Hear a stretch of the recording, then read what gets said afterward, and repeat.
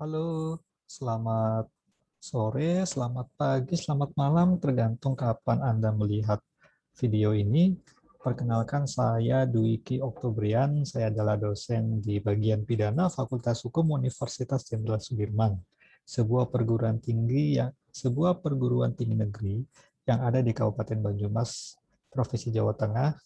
Hari ini pada kesempatan kali ini saya akan mencoba membahas, mengulas atau memantik salah satu mata kuliah yaitu tindak pidana tertentu dengan pembahasan delik terhadap badan manusia bagian 1.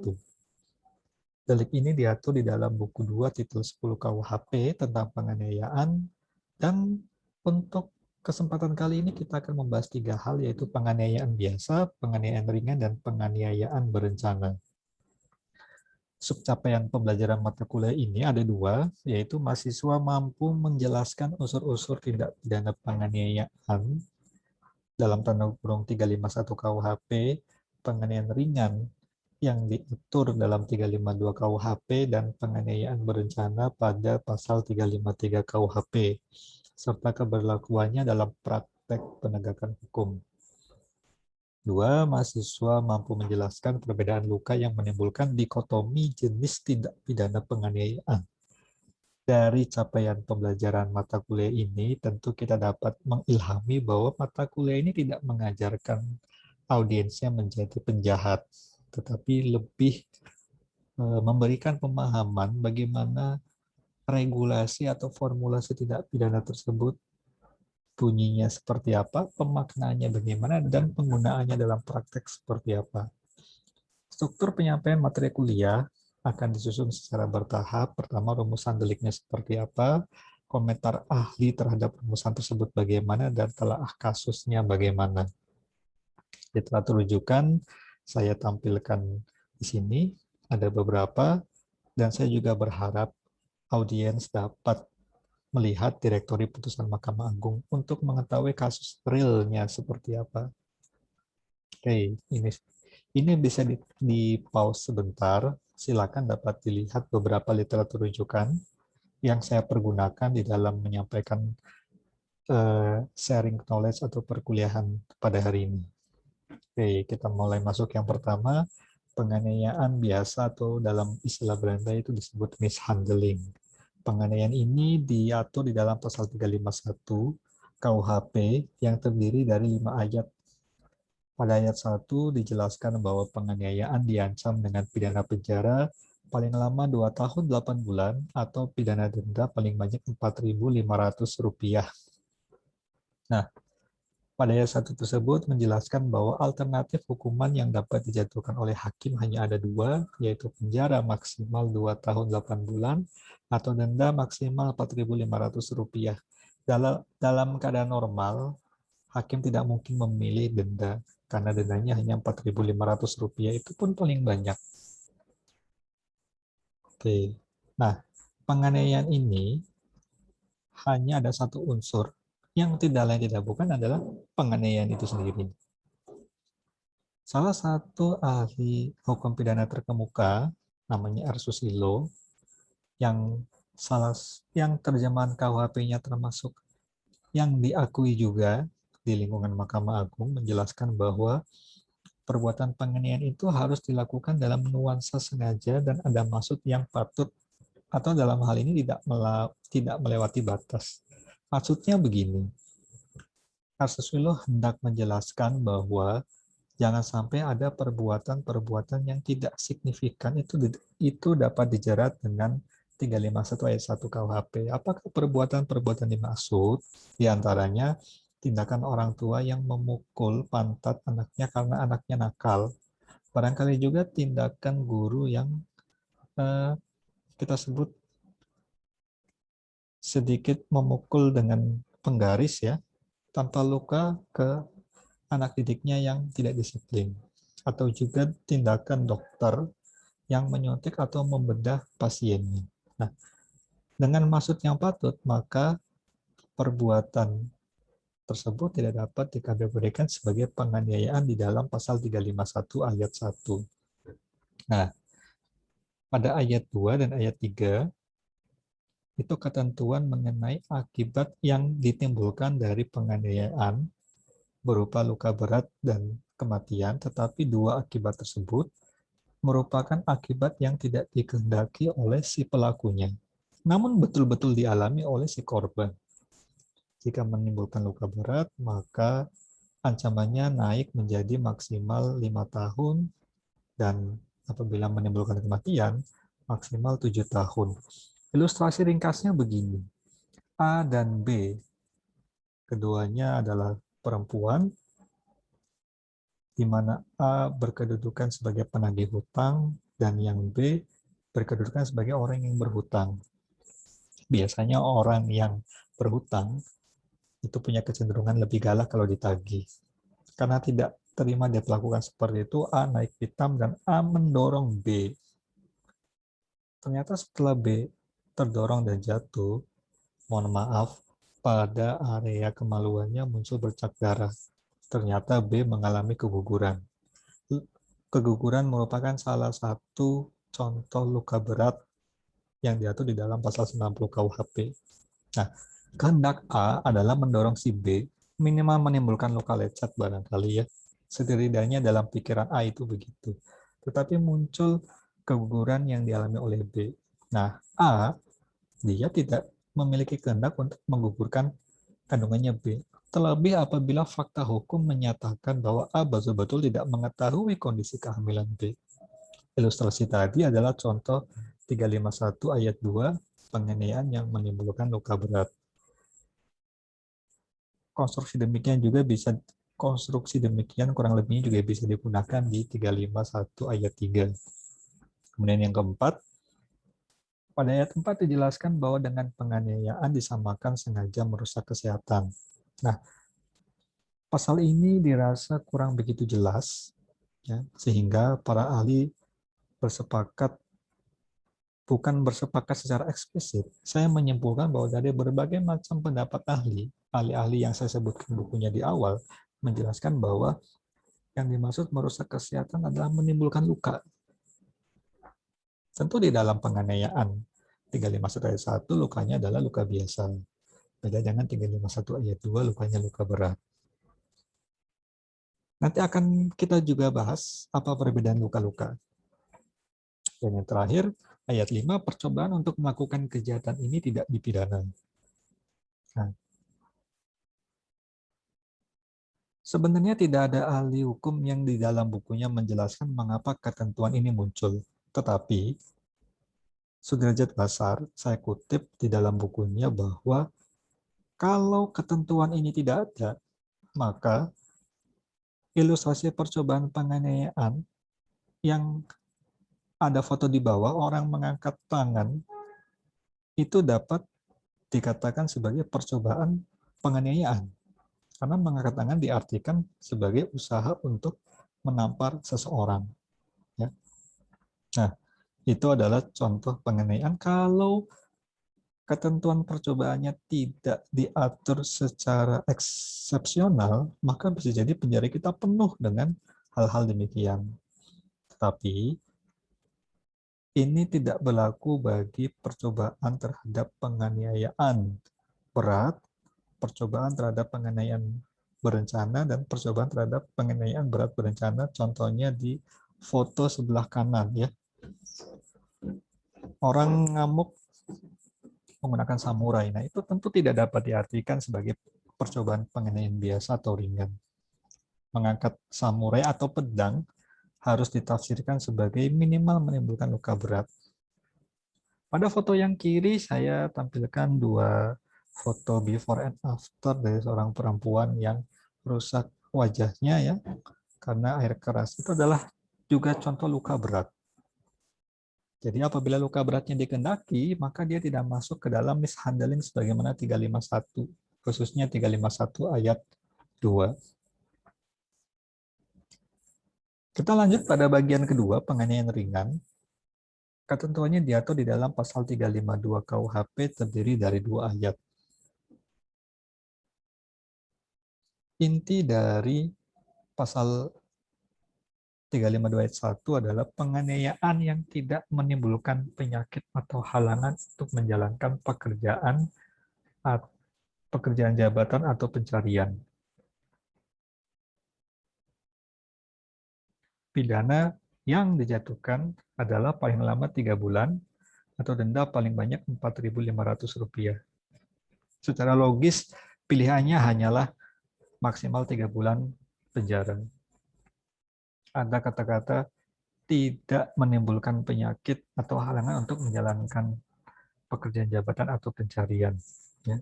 Setiap penganiayaan tentu menimbulkan rasa sakit, menimbulkan luka, tetapi tidak semuanya menimbulkan penyakit. Nah, ini adalah ketentuan penganiayaan ringan untuk mengakomodir jenis-jenis penganiayaan yang sifatnya sangat tidak signifikan. Tuh. Barangkali seperti didorong, ya, kemudian lecet. Nah, itu contoh penganiayaan ringan. Pada ayat 1 dijelaskan bahwa ketentuan tersebut dikecualikan dari pasal 353 dan 356. Pasal 353 adalah penganiayaan berencana, sedangkan pasal 356 adalah pemberatan. Maksudnya begini, dikecualikan dari pasal 353, maka seseorang yang didakwa dengan delik 352 ayat 1 ini, dia harus dalam keadaan suasana batin seketika, bukan suasana batin yang direncanakan. Kemudian dikecualikan dari pasal 356. Ketentuan pemberatannya itu dibatasi hanya terbatas pada korbannya memiliki hubungan kerja. Kalau di 356 itu kan dijelaskan ada beberapa ketentuan, ya, yang dapat memperberat atau menambah sepertiga, diantaranya korbannya adalah ibu, bapak, atau anak. Kemudian yang kedua, terhadap pegawai negeri atau pejabat yang sedang menjalankan jabatannya, dan yang ketiga, membahayakan nyawa atau badan manusia dengan makanan atau minuman. Pada 352 ayat 2, ini ketentuannya sama dengan 351 ayat 5 bahwa percobaan terhadap delik penganiayaan ringan itu tidak dapat dipidana. Nah, saya akan coba tampilkan dua ahli yang saya menjadikannya sebagai rujukan. Pertama dari Profesor Wiryono. Dalam praktek, ukuran pada unsur tidak menimbulkan penyakit atau halangan untuk menjalankan pekerjaan jabatan atau pencarian adalah apakah korbannya dirawat di rumah sakit atau tidak. Ringkasnya saya mau bilang begini, di dalam delik penganiayaan ringan, korbannya itu datang ke fasilitas kesehatan bukan dalam rangka berobat, tetapi dalam rangka sekedar untuk membuat dokumen visum et repertum. Kurang lebihnya begitu. Kemudian pendapat Adi Hamzah bahwa di WVS versi aslinya Belanda tidak ada delik penganiayaan ringan.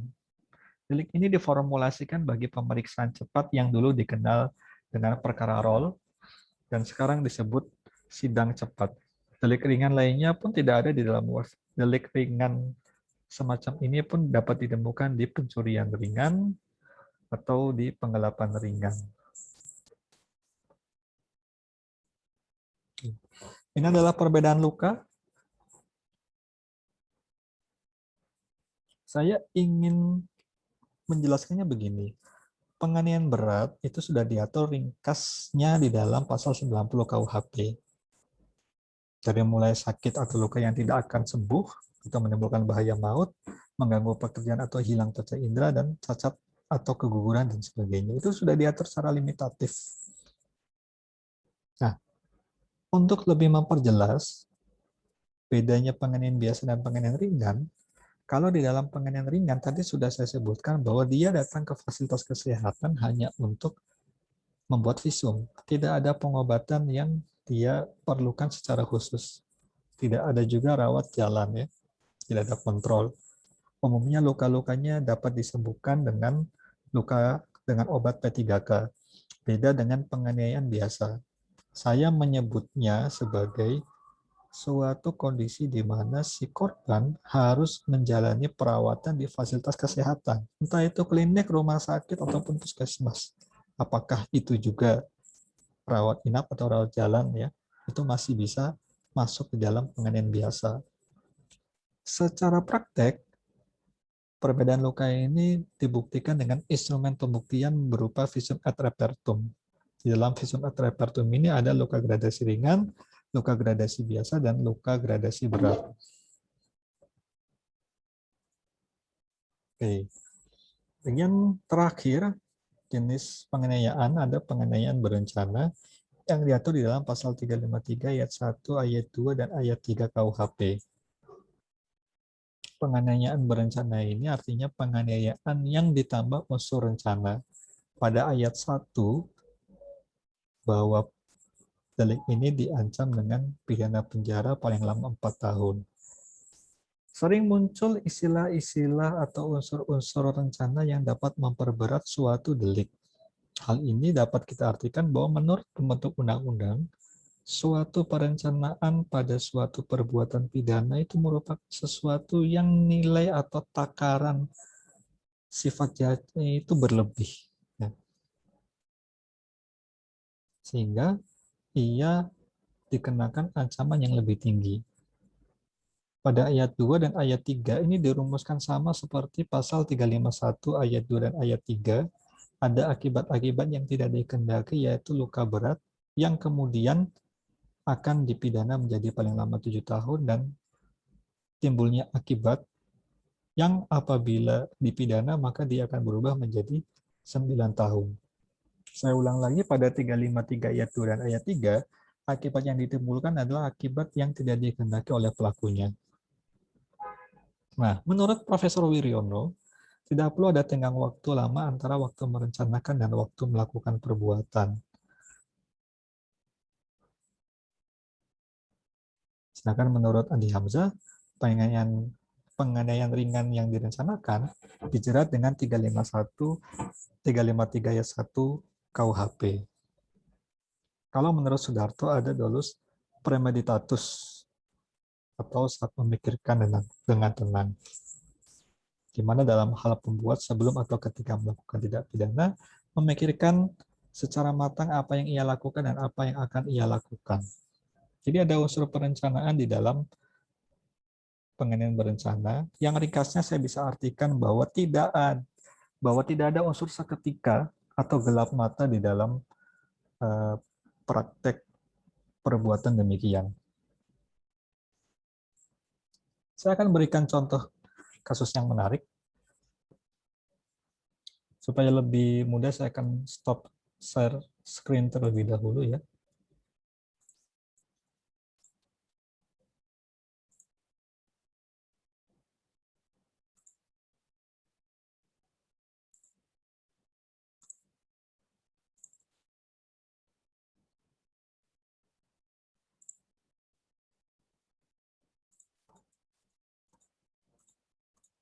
Oke.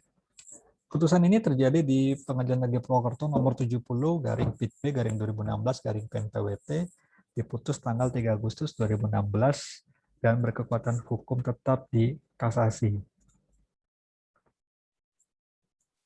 Kronologis, silakan bisa dilihat di tampilan layar berikut. Silakan bisa di pause. Saya akan meringkasnya begini. Tony Polster, seorang kernet bus, ia mengalami pencopetan oleh penumpangnya sendiri. Di sini penumpangnya adalah namanya Basri, dan ketika berhasil dicopet, Basri melihat isi dompet Tony Polster, dia hanya melihat uang Rp500.000. Dan uniknya, Basri mengatakan bahwa uang Rp500.000 tersebut merupakan hasil mencopet. Tidak terima dengan ucapan Basri, Tony Polster kemudian mengatakan bahwa uang Rp500.000 tersebut justru dapat membeli istri korban dan anak korban. Mereka terlibat cekcok, dan akhirnya korban Basri menampar Tony Polster sebanyak 1 kali. Kemudian Tony Polster tidak membalas, namun ia berkata bahwa pada malam hari ia akan menemui korban.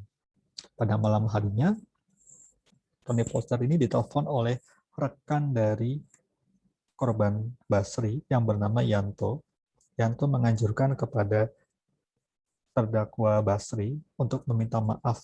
Namun karena terdakwa masih dendam, nasihat tersebut tidak diindahkan oleh terdakwa Tony Foster. Sebelum pada sampai tempat yang dijanjikan, Tony Foster meminjam sebilah besi dari tambal ban ya, sebagai upaya untuk berjaga-jaga. Nah, kemudian ternyata akhirnya Tony Foster dan korban Basri bertemu dan bertikai, berkelahi. Dalam perkelahian tersebut sebenarnya Tony Foster itu lebih sering kalah. Ya. Tapi kemudian Tony Foster mengangkat besinya, tapi kemudian besinya juga dihalau oleh rekannya, tapi tidak berhenti sampai di situ. Tony Foster akhirnya mendorong korban Basri. Hasil visum et repertum menunjukkan bahwa korban Basri meninggal dengan kesimpulan luka lecet pada pipi kanan, siku kiri, dan punggung bawah kiri akibat trauma benda tumpul. Tidak ditemukan tanda-tanda kekerasan yang menyebabkan kematian. Tidak ditemukan tanda-tanda kekerasan yang menyebabkan kematian. Tidak ditemukan racun. Ditemukan tanda-tanda kematian otot jantung. Jadi Basri itu kena penyakit jantung ketika didorong oleh Tony Foster. Nah, dari dakwaan yang disusun oleh penuntut umum menggunakan dakwaan subsidiaritas ya. Pada dakwaan ke-1 didakwa dengan 338 KUHP, kemudian di dakwaan kedua dibagi menjadi kedua primer 351 ayat 3 penganiayaan biasa yang mengakibatkan kematian, dakwaan kedua subsidiar penganiayaan yang mengakibatkan luka berat, dan dakwaan kedua lebih subsidiar lagi yaitu penganiayaan biasa.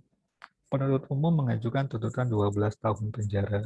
Nah, yang unik dari kasus ini adalah jaksa penuntut umum menghadirkan alat bukti berupa keterangan ahli yaitu Dr. Muhammad Zainuri Syamsuri Hidayat.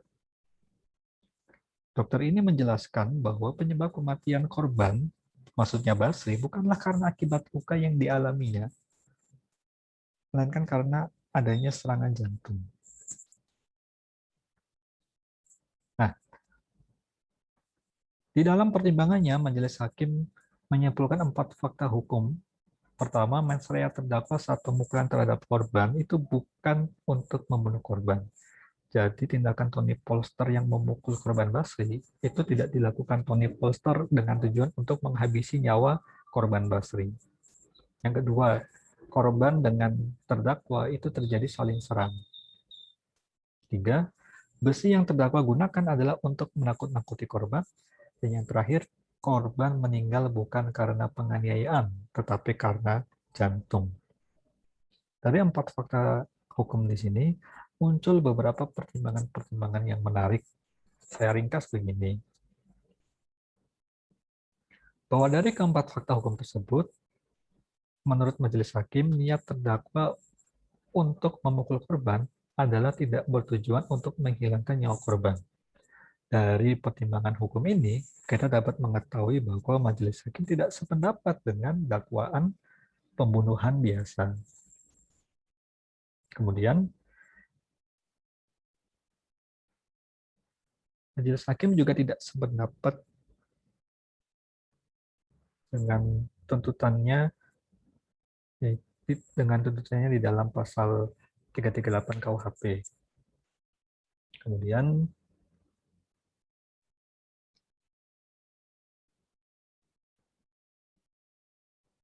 bahwa serangan jantung tersebut bisa disebabkan banyak hal seperti marah yang luar biasa, ketakutan yang sangat berat, dan sebagainya. Dari hal tersebut, majelis hakim menduga kematian korban disebabkan karena terjadinya perkelahian dengan terdakwa Tony Foster dengan marah yang tinggi dan rasa takut melihat besi yang diacungkan terhadap korban.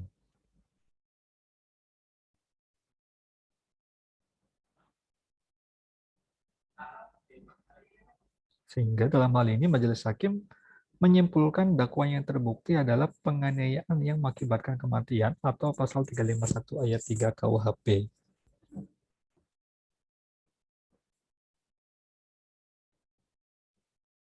Nah, ada beberapa hal yang kemudian meringankan Tony Polster, yaitu terdakwa bersikap sopan di persidangan, terdakwa mengakui perbuatan sehingga melancarkan jalannya persidangan, terdakwa belum pernah dihukum, dan terdakwa sangat menyesal dan berjanji tidak mengulangi perbuatannya lagi. Perbuatan terdakwa dipicu karena perbuatan korban. Nah, saya menggarisbawahi hal yang terakhir. Ini di dalam hukum pidana disebut victim precipitation, artinya ada keterlibatan atau peran serta korban di dalam munculnya delik tersebut. Di dalam amar putusan, majelis hakim menyatakan bahwa Tony Polster bersalah melakukan penganiayaan mengakibatkan kematian dan dijatuhi pidana penjara selama 2 tahun. Apakah kasus ini selesai begitu saja di tingkat pertama? Jawabannya tidak. Penuntut umum dan terdakwa sama-sama melakukan banding. Dengan amar putusan, menerima permintaan banding dari jaksa penuntut umum dan terdakwa dan memperbaiki putusan PN Purwokerto nomor 70 dan seterusnya. Menjatuhkan pidana terhadap terdakwa Tony Polster dengan pidana penjara paling lama 3 tahun. Sebelumnya 2 tahun, sehingga kita dapat artikan bahwa Majelis Pengadilan Tinggi Semarang dalam Register 256 PIT 2016 PNSMG memperberat hukuman Tony Polster.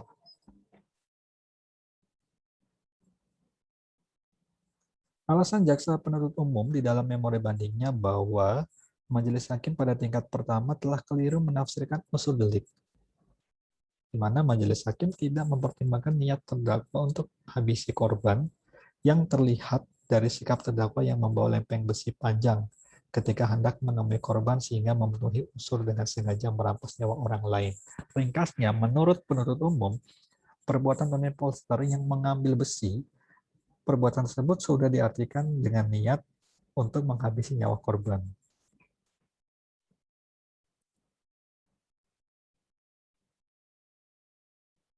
Di dalam kasus ini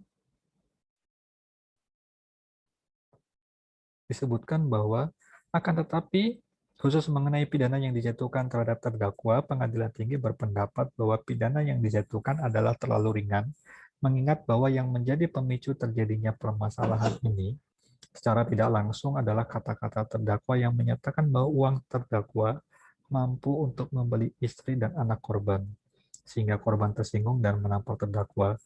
Tetapi terdakwa tidak menyadari kesalahannya, tapi malah menyatakan nanti malam akan ke rumah korban, dan ketika terdakwa diminta saksi Yanto untuk meminta maaf kepada korban, saat hendak ke rumah korban dengan saksi Yanto untuk meminta maaf, terdakwa ada membawa lempeng besi yang dapat diartikan bahwa terdakwa memperkirakan kemungkinan akan terjadi perkelahian dengan korban dan bukan berusaha menyelesaikan permasalahan dengan meminta maaf kepada korban. Dari pertimbangan demikian, kita bisa artikan bahwa victim precipitation atau peran serta korban di dalam kejahatan tidak berkedudukan sebagai alasan pembenar atau alasan pemaaf. Nestapa tetap perlu dijatuhkan oleh hakim, namun barangkali dengan derajat hukuman yang lebih ringan. Nah, kasus ini juga berlanjut di tingkat kasasi. Pada memori kasasinya, penuntut umum menyatakan bahwa Majelis Pengadilan Tinggi masih keliru menafsirkan delik yang seharusnya 338 bukan 351 ayat 3. Penuntut umum masih berkeyakinan bahwa deliknya itu bukanlah pembunuhan. Bukannya penganiayaan yang mengakibatkan kematian, tetapi pembunuhan. Bahkan majelis hakim juga, bahkan penuntut umum, saya ulangi ya, penuntut umum menyatakan hukumannya terlalu rendah. Pada memori kasasi terdakwa, penasihat hukum terdakwa menyatakan 2 dalil penting bahwa kematian korban bukan disebabkan penyakit jantung yang muncul karena ketakutan korban melihat terdakwa membawa lempeng besi. Jadi, menurut penasihat hukum terdakwa, dia tidak sependapat dengan hasil dengan pendapat ahli yang diajukan oleh penuntut umum mengenai akibat kematian yang dialami oleh korban Basri. Kemudian, dalil yang kedua, dalam perkelahian justru terdakwalah yang dianiaya korban dan istrinya yang memegang batu bata. Ini sebenarnya cukup sesuai dengan fakta hukum bahwa korban itu lebih sering kalah di dalam perkelahian yang terjadi. Nah, ini adalah pertimbangannya. Saya bacakan bahwa terlepas dari alasan kasasi penuntut umum dan terdakwa, perbuatan tindak pidana tersebut timbul dari ulah terdakwa sendiri yang semula bercanda, tetapi berkepanjangan sehingga timbul keributan dan percekcokan yang mengakibatkan kematian, di mana terdakwa membenturkan kepala korban Basri ke tembok dan sudah menjadi rahasia umum, kepala adalah bagian tubuh yang sangat vital. Maka atas kesalahannya tersebut, terdakwa hanya dijatuhkan pidana penjara selama 3 tahun tidaklah adil. Apalagi terdakwa mendatangi korban Basri secara sengaja untuk membalaskan atau melampiaskan kekesalan terdakwa atas ucapan korban Basri. Maka atas dasar pertimbangan tersebut, pidana yang dijatuhkan kepada terdakwa perlu diperbaiki. Karena terdakwa telah dengan sengaja membenturkan kepala korban Basri ke tembok, berarti terdakwa menghendaki kematian korban Basri.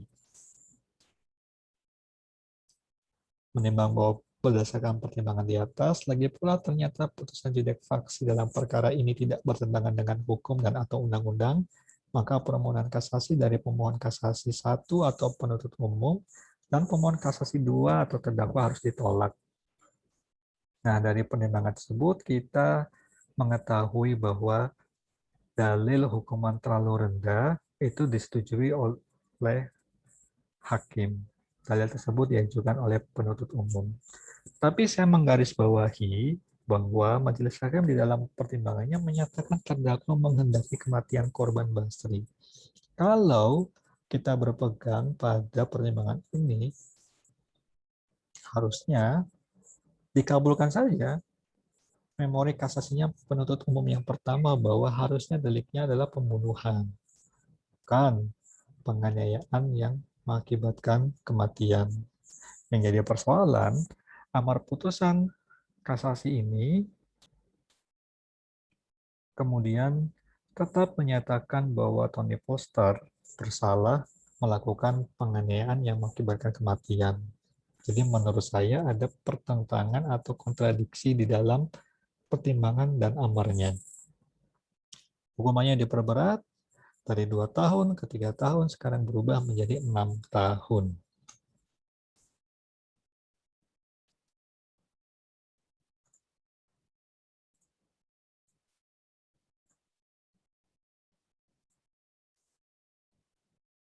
Oke, kita lanjut kembali. Nah, ini juga ada kasus menarik. Apakah harm precipitation atau luka yang disebabkan atas persetujuan korban, keterlibatan korban, dan melukai dirinya sendiri dapat dijatuhi pidana atau tidak? Kalau di dalam delik pembunuhan, ini dapat dikenakan delik ya, diatur dalam KUHP. Nah, kalau di dalam delik pembunuhan, literatur umumnya menjelaskan bahwa pembentuk KUHP mengkonstruksikan bahwa kepentingan hukum terhadap nyawa itu harus dilindungi terlepas dari pemilik kepentingan hukum itu sendiri. Apakah orangnya ingin menghendaki hidup atau tidak, ataupun tidak, hukum pidana harus tetap melindungi nyawanya dia. Ini berbeda dengan kesehatan badan manusia. Menurut pembentuk KUHP, kesehatan badan manusia yang terhindar dari luka itu adalah kepentingan hukum selama orang tersebut dianggap memiliki kepentingan terhadap kepentingan hukum tersebut. Dengan kata lain, bagi pembentuk KUHP, khusus dalam konteks penganiayaan, cara berpikirnya adalah kami akan melindungi badan Anda jika Anda ingin badan Anda dilindungi. Kurang lebihnya penalarannya begitu. Bagian terakhir dari conclusion perkuliahan hari ini, pertama, bentuk kehendak dan bentuk luka mengakibatkan timbulnya varian delik penganiayaan. Kemudian, kepedulian terhadap pemeliharaan kesehatan tidak dinilai sebagai kepentingan hukum yang perlu dilindungi bila pemilik tubuh tidak menghendaki kesehatannya. Terakhir, unsur rencana meningkatkan derajat ketercelaan suatu delik. Itu adalah conclusion perkuliahan pada hari ini. Semoga bisa memantik pengetahuan saudara sekalian. Kurang lebihnya mohon maaf. Terima kasih atas perhatiannya. Sekian.